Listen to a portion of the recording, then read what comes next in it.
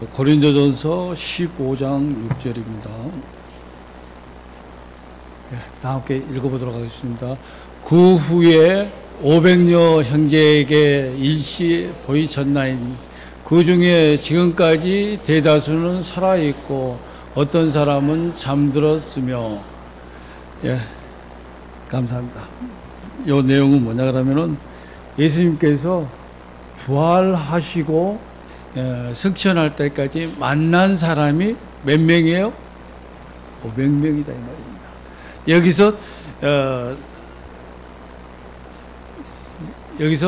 12제자를 뺀 숫자가 500여 명 됩니다. 그러면 12명을 플러스하면 더 되겠죠?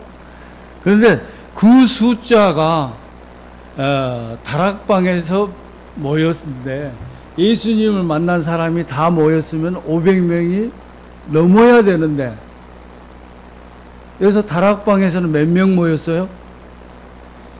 몇 명 모였어요? 120명 모였습니다. 그러면 나머지 380명 정도는 어디에 있을까요? 분명히 예수님을 부활한 후에 만난 사람들인데, 그러면 부활한 후에 만난 예수님을 진짜 하나님으로 보았던 사람이 한 500여 명 넘는데 만난 사람이 겨우 함께 기도하자고 모인 사람이 몇 명? 120명밖에 안 된다 이 말이에요. 날짜상으로는 며칠 되지 아니합니다. 오래돼 가지고 잊어버릴 수도 있겠지만은 얼마 되지 아니합니다. 승천하고 나서 마가의 다락방에 모인 그 날짜까지가 오래 걸린진 않아요. 근데 그 짧은 순간에 몇 명이 사라졌어요? 380명이 사라졌습니다. 우리가 목포 중앙교회 명단에 보면은 굉장히 많은 숫자가 명단에 올라 있습니다. 그렇지만 그 많은 숫자가 보였으면은 그 중에 한 10분의 1은 타 교회에서 열심히 봉사하고 계시고, 그 중에 또 몇 분은 또 돌아가신 분도 있고, 그 중에 몇 분은 가까운 지역에 있고, 여기에 남아있는 숫자가 이만큼 남아있습니다. 우리가 마가의 다락방에서 기도할 때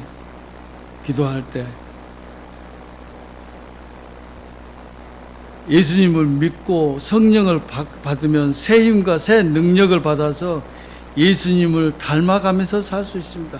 하나님의 명령을 실천하면서 살 수 있습니다. 성령이 임하여 제자들이 변화되게 되는 삶을 살 수가 있고 능력을 받았습니다. 거룩한 꿈을 향해 나아갈 수가 있었습니다. 어느 때요? 마가의 다락방에서 기도할 때입니다. 여기서 마가의 다락방에서 기도할 때 120명이면은 우리 여기 앉아있는 숫자 딱 배가 됩니다. 이 정도 되는 그 120명이 된 이 숫자가 각자의 그 마음이 어떻게 됐어요? 하나 됐다 이 말입니다.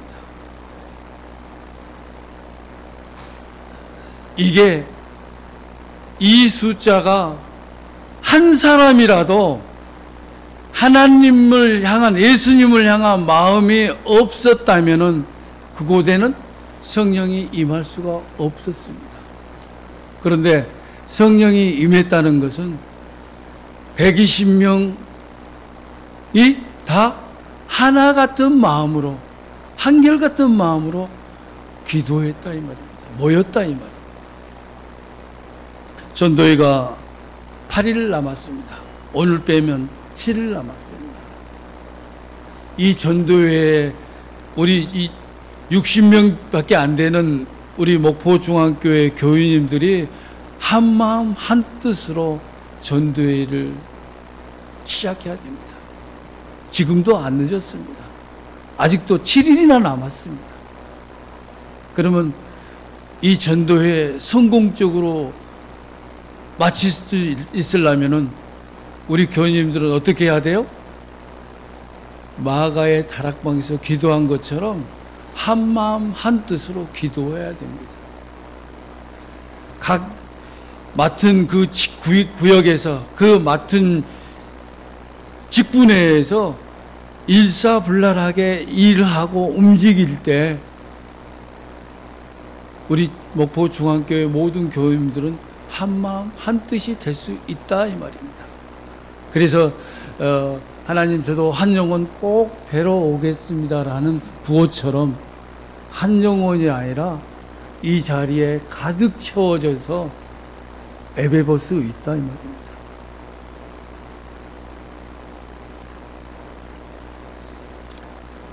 사도행전에 있는 말씀 제가 봅니다. 들어가 그들이 유하는 다락방으로 올라가니 베드로, 요한, 야고보, 안드레, 빌립, 도마와 바돌로메, 마태 및 알페오와 아들 야고보, 셀로딘 시몬, 야고보의 아들 유다가 다 거기에 있어 여자들과 예수의 어머니 마리아와 예수의 아우들과 더불어 마음을 같이하여 오로지 기도에 힘쓰더라. 이들은 이 지역의 세대나 계층이나 성별이나 이념을 초월하여 모였습니다. 마가의 다락방은 모두가 한 마음이 되었다 이 말입니다. 기도에 열심히 하여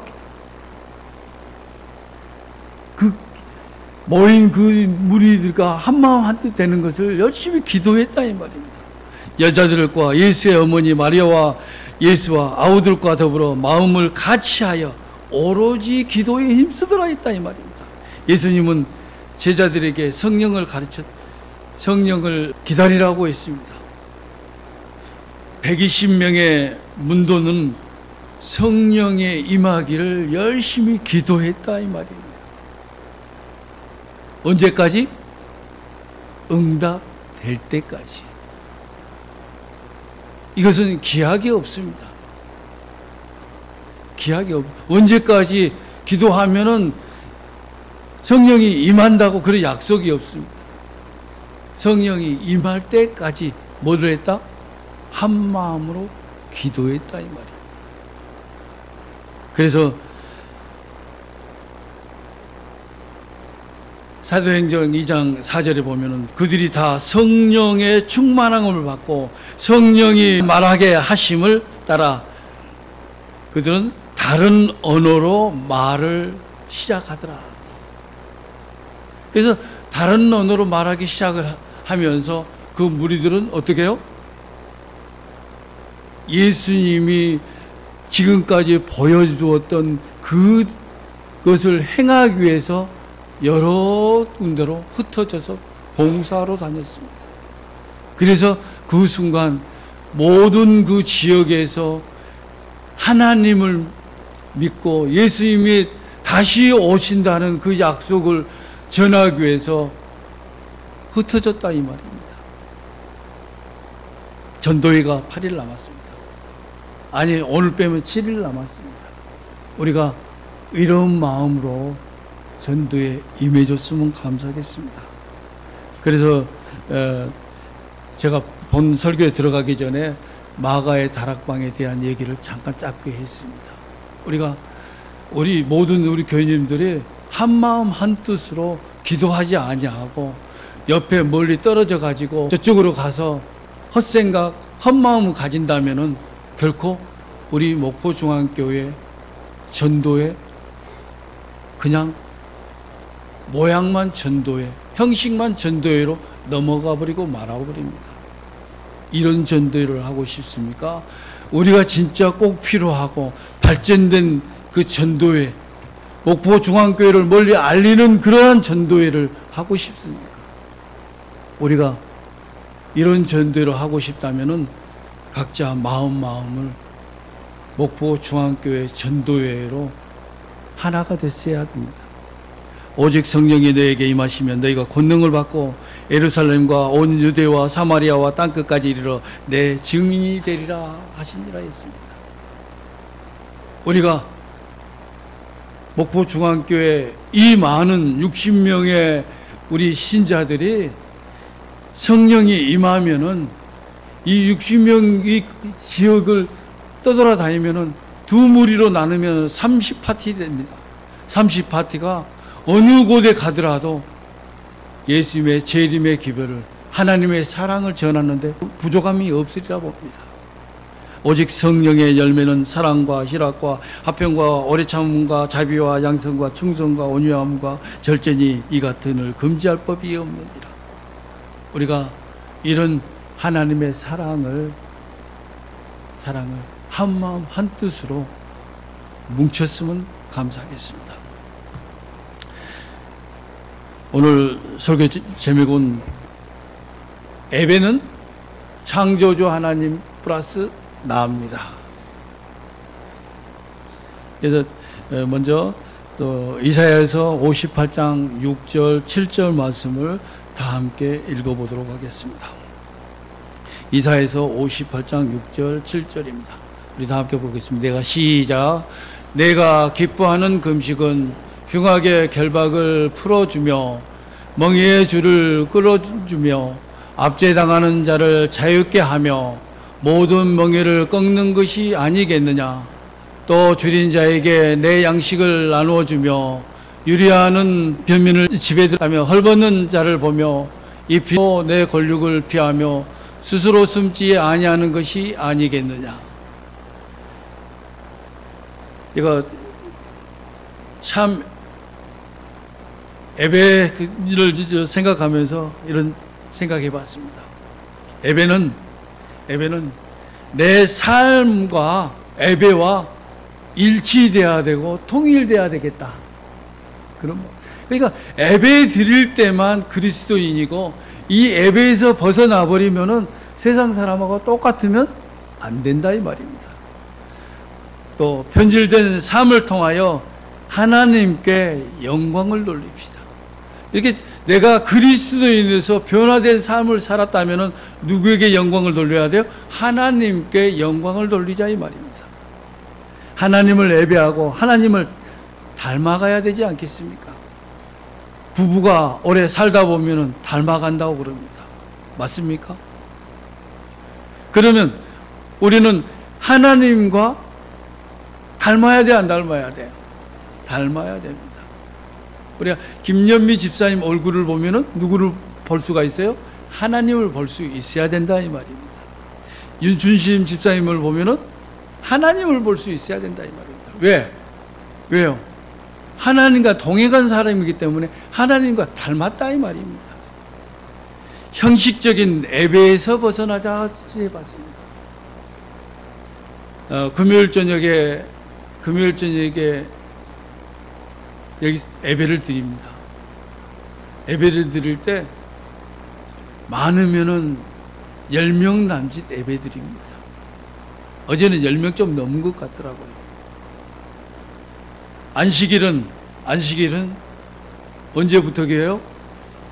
금요일 해가 질 때부터 언제까지? 토요일 해가 질 때까지. 이게 안식일입니다. 그러면 과연 나는 안식일을 지키고 있는가 생각해 봐야 되지 않겠습니까?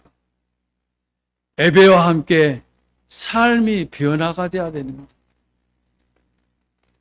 이렇게 안식일을 지키다 보면은 모든 사람이 우리를 짐승 보듯이 쳐다봅니다. 그러다가 어느 한순간 진짜 제7일 안식일 예수 재림교인이 진짜 사람이네라고 볼 것입니다. 우리는 이렇게 살아야 됩니다. 그래서 우리는 사람을 돌보고 섬기는 것도 예배의 연장입니다. 우리가 지금 현재 이곳에서 예배 드릴 때만 하나님께 영광을 돌린 것이 아니고 여기에서 벗어난 그 순간에도 예배의 연장에 되는 그 삶을 살아야만이 제7일 안식일 예수 재림 교인이라고 말할 수 있는 것입니다. 하나님께서 피조물에게 원하는 것은 오직 하나, 피조대로 존재한다는 것입니다. 사람을 만들어 놓고 그 사람이 하나님 행세하면 좋아요, 안 좋아요? 안 좋죠. 그 사람은 뭐 어떤 행실을 해야 돼요? 하나님이 만들어 놨으니까 하나님의 만들어 놓은 그 목적대로만 살면 됩니다. 피조물이 피조된 대로 존재한다는 것. 창조주 하나님을 영광하는 것이고, 창조주 하나님을 예배하는 것이고, 창조주 하나님을 찬양하는 것이고, 이것이 거룩이고 안식이고 기도고 하나님의 뜻을 이루는 것이 피조물이 피조된 대로 존재한다는 것입니다. 그래서 하나님께서는 어떤 주제를 말씀하셨는지 창조의 목적과 계획을 알리시는 것이고, 오늘 예배 말씀에서도 하나님 것으로 사랑하면서 살라는 창조의 목적과 계획을 풀어서 말씀한 것입니다. 이사야서 58장 6절 7절의 말씀의 그 기쁜 뜻은 내가 철저히 하나님 것이 되라는 것이고, 하나님 것이 되어야 세상적인 사랑이 아닌 하늘 사상에서 나온 사랑, 즉 나는 당신이고 당신은 나입니다로 사는 그 삶이 진짜 하늘 백성의 삶입니다. 그런 자를 하나님께서는 기뻐하신다 그랬습니다. 그래서 잠깐 저희 어머니와 형님에 대해서 얘기를 해봅니다. 어느 날 저희 어머니 집에를 갔더니 저희 형님이 주 선생님을 만나가지고 목소리가 굉장히 커서 제가 오해한 적이 있었습니다. 그래서 내tum 들어가서 저희 형한테 뭐라 했냐 그러면은 당신 뭐야? 당신 같은 사람 우리 어머니하고 이렇게 싸우는 걸 내가 볼 수가 없어. 가! 그랬더니 술 취한 형님이 말을 못하고 가만히 있다가 그냥 가버리더라고요. 그때서라 어머니와 형님이 대화 중에 의견이 잘 안 맞아가지고 소리가 컸다는 것을 알았습니다. 그래서 이미 가버린 형님은 모르잖아요. 그래서 그 다음날 하루를 건너고 3일째 되는 날 제가 아침 일찍 전화했습니다. 형님 어떻게 식사를 하셨어요? 그랬더니 형님이 저한테 하는 말이 뭐냐 그러면 그때가 예 너는 내 동생이다. 예 이게 바로 형제간입니다. 우리 함께 앉아 계신 우리는 뭐라고 그래요? 형제간이라고. 우리는 이보다 더 진한 형제간이에요. 그래서 다른 말 없습니다. 너는 누구? 너는 내 동생이다. 그 한마디 하고 그 밥 먹는지 안 먹는지 필요 없어요. 그러고 다 전화 끊었습니다. 그리고 그 다음부터는 그냥 편하게 그냥 만난 거예요. 이게 바로 형제간입니다. 우리가 이 교회 열심히 다닌다고 그래가지고 사이가 좋니 안 좋니 그거 따지고 묻지 마십시오. 우리는 누구예요? 형제입니다.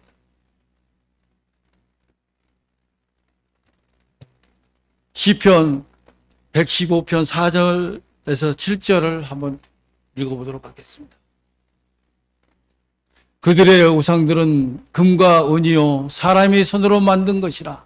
입이 있어도 말하지 못하며 눈이 있어도 보지 못하며 귀가 있어도 듣지 못하며 코가 있어도 냄새 맡지 못하며 손이 있어도 만지지 못하며 발이 있어도 걷지 못하며 목구멍이 있어도 작은 소리조차 내지 못하느니라. 하나님의 목적과 계획을 가지고 사람을 창조하신 후 하나님 창조의 목적과 계획을 선악과를 통해서 교육하시려고 선악과를 먹지 말라 하셨는데, 또한 먹는 날에는 정령 죽으라 하셨는데, 그것을 피조물이 창조의 목적과 계획을 알지 못하고 먹어버렸습니다. 이 세상의 모든 사람들은 목적이 있어서 만들어 놓고 그 목적에 맞지 않거나 만드는 과정에 불량이 나오면은 가차 없이 없애버립니다. 그런데 사람이 사단의 말을 듣지 않고 하나님께서 금하신 선악과를 범하게 된 후 창조의 목적과 계획에서 어긋난 불량품이 되었다 이 말입니다. 창조주 하나님을 떠난 사단의 종이 되고 말았다 이 말입니다. 사람이 하나님을 떠나 사단의 종이 되자 사단 사상대로 욕심의 사람으로 변질되었고 그 욕심을 채우기 위해서 우상을 만들었습니다. 우상이 뭔가요? 자신이 바라고 원하는 대로 해주는 것이 우상입니다. 내 마음대로 행하는 것이 바로 우상이다 이 말입니다. 하나님은 사람이 원하는 것을 해주는 도깨비 방망이 하나님이 아닙니다. 하나님은 하나님이십니다. 신명기 10장 20절의 말씀 다시 한번 보겠습니다. 내 하나님 여호와를 경외하여 그를 섬기며 그에게 의지하고 그의 이름으로 명세하라.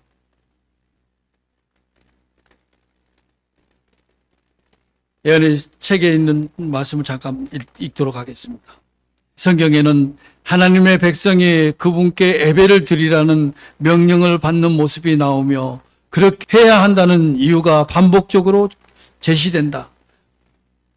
우리는 하나님의 품격과 그분의 행하신 일들과 그분의 여러 속성을 인하여 그분을 예배해야 한다. 그 속성들은 그분의 선하심, 공포의 자비도 포함된다. 하나님이 어떤 분이시고 그분이 우리를 위해 무슨 일을 행하셨는지 그리고 또 무슨 일을 행하기로 약속하셨는지를 기억한다면 하나님을 예배하고 찬양해야 할 이유를 모르겠다고 할 사람이 없을 것이다. 사람이 하나님을 예배하는 이유는 나를 존재케 하신 창조주이시기에 호흡하는 순간마다 감사의 찬송을 드리고 죽을 죄에서 건져내 주신 구원자이시기에 호흡하는 순간마다 감사의 예배를 올리고 그 하나님이 나의 하나님이심을 감사하고 찬양을 올리는 것이 바로 예배입니다. 그러므로 사람이 하나님께 드리는 최고의 예배는 하나님을 하나님으로 알리는 것이 바로 최고입니다.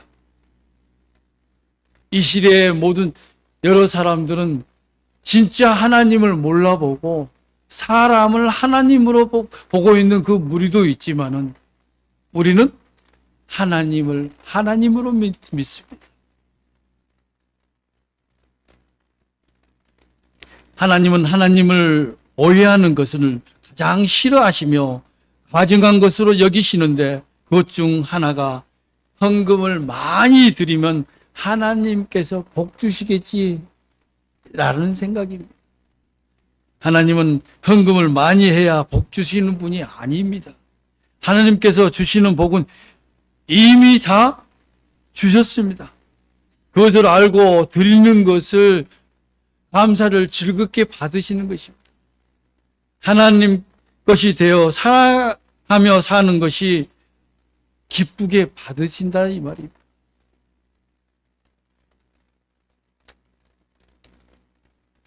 제사 지낼 때 양, 소, 염소를 잡아 제사를 지내며 제사함을 받았을 때가 있었습니다.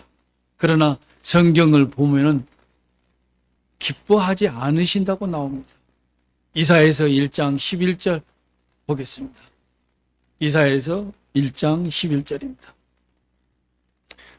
여호와께서 말씀하시되 너희의 무수한 재물이 내게 무엇이 유익하느냐 나는 순양의 번지와 살찐 짐승의 기름에 배불렸고 나는 수 송아지나 어린 양이나 수 염소의 피를 기뻐하지 아니하노라.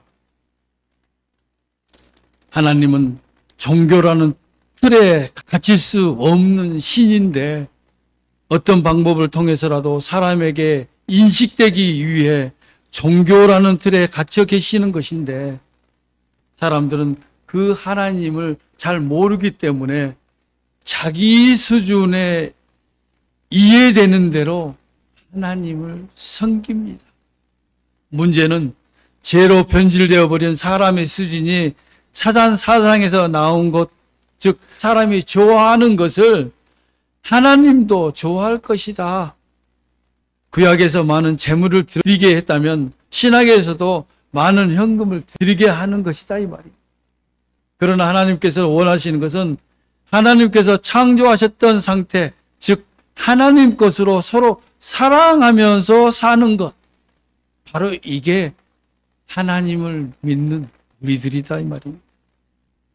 그래서 사람이 하나님을 만나게 되면 종교적인 의식들에 매이지 않고 하나님 것으로 사랑하면서 사는 것을 배워야 되는 것입니다. 또한 예수를 믿는 사람은 예수님으로 하나님 것이 된 것이고, 하나님 것이 되었다는 증거는 다른 사람을 나처럼 여기는 것, 그래서 나는 당신이고 당신은 나인 것을, 이것이 바로 창조주 하나님의 목적과 계획이다, 이 말입니다. 이 계획이 회복되는 것을 가장 좋아하시는 분이 하나님이십니다. 그래서 이렇게 예배 드릴 때가 최고의 예배이고 최고의 그리스도인의 모임의 단초이기 때문에 하나님께서는 기뻐하신다, 이 말입니다. 이사야서 58장 6절 처음에 읽었던 부분이 제가 그냥 봅니다.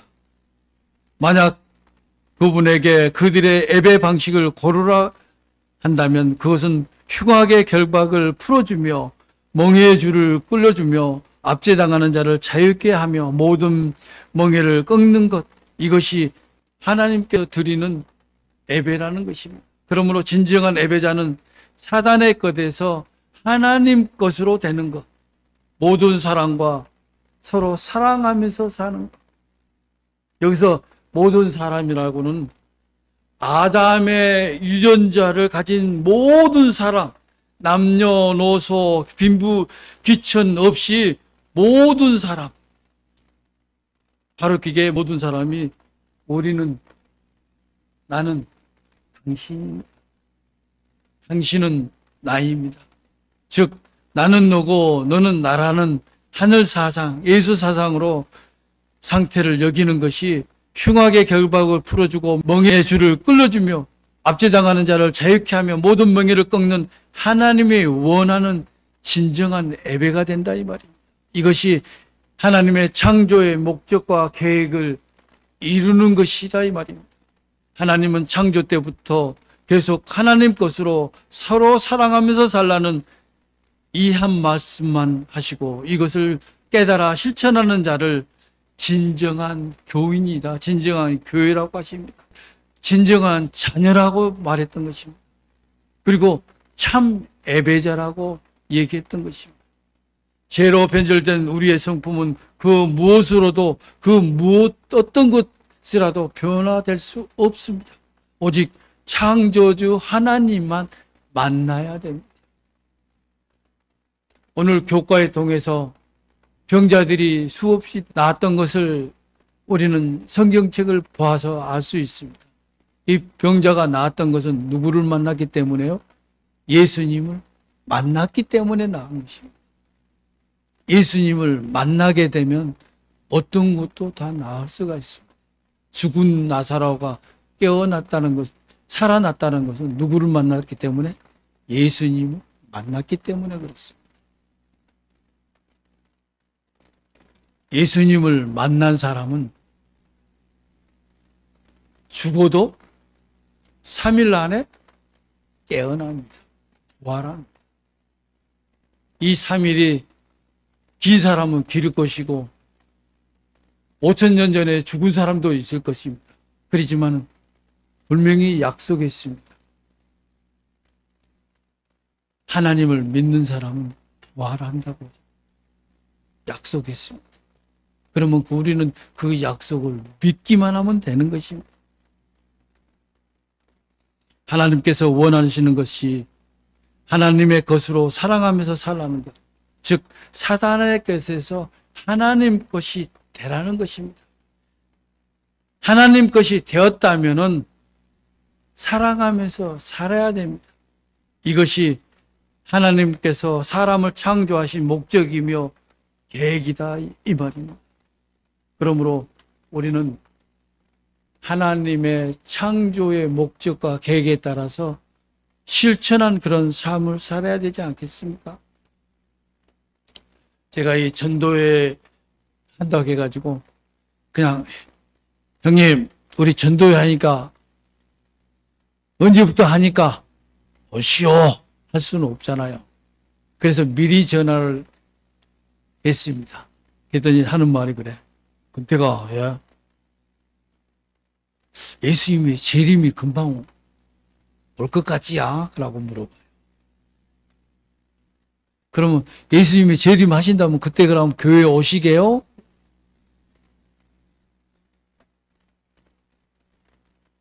로마서 8장 22절 한번 보겠도록 하겠습니다. 로마서 8장 22절입니다.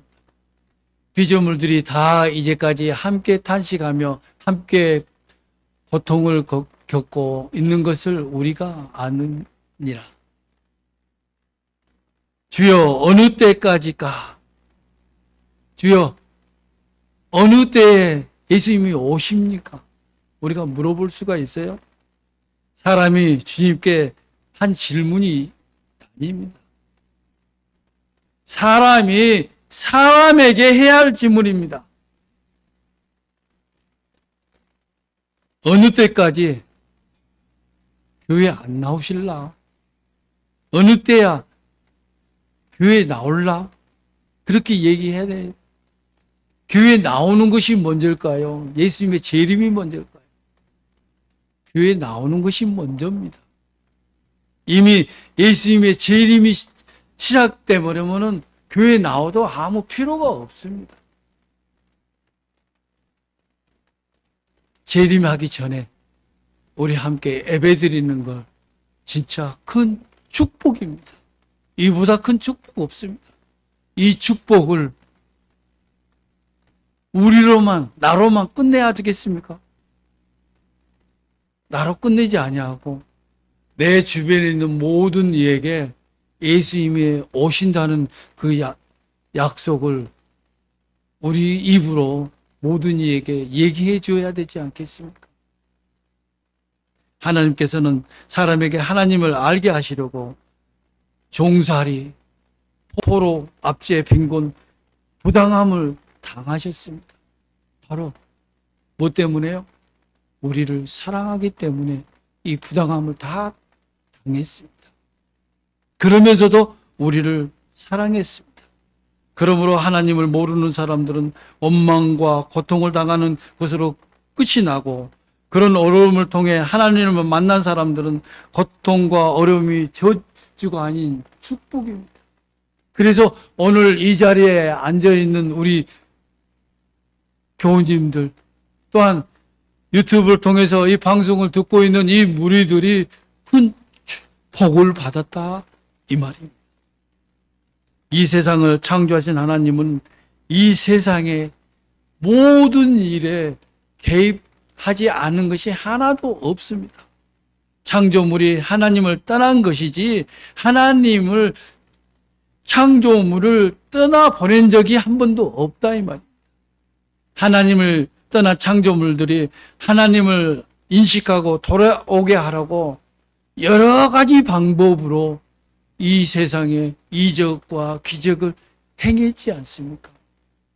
우리가 예수님을 믿는다면은, 성경의 말씀을 믿는다면은, 말씀 속에서 창조주 하나님이 이 땅에 오셔서 이 모든 것을 알리시기 위해서 행했던 이 기적들을 다시 한번 마음에 새기시기를 바랍니다. 그래서 하나님을 인식하고 하나님 앞에 돌아올 수 있게 하시라 이 말입니다. 그러므로 주여 어느 때까지까? 라는 인간의 역사에 늘 함께 하시는 하나님을 인간들의 어느 때까지 모를 것인가?